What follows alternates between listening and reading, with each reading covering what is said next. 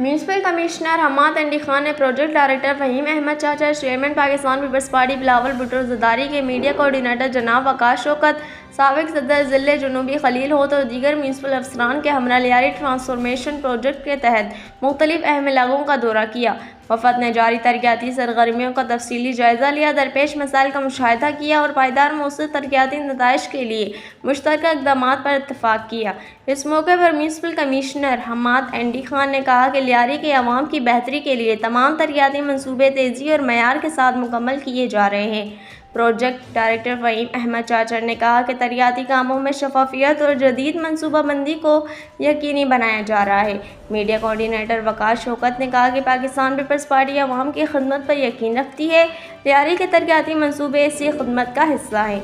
जबकि साबिक़ सदर ज़िले जनूबी खलील होत ने कहा कि इदारों के बाहिमी तावन से इलाके के देरीना मसाइल हल हो रहे हैं।